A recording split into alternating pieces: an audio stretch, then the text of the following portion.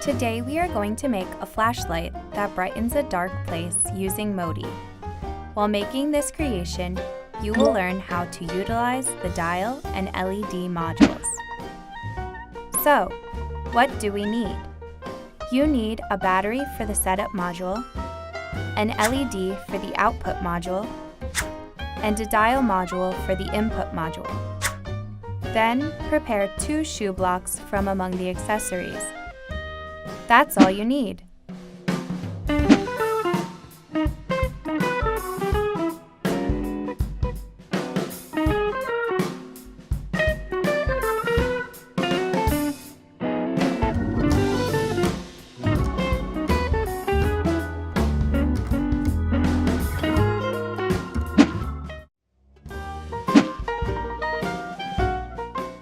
Isn't it easy to make a flashlight?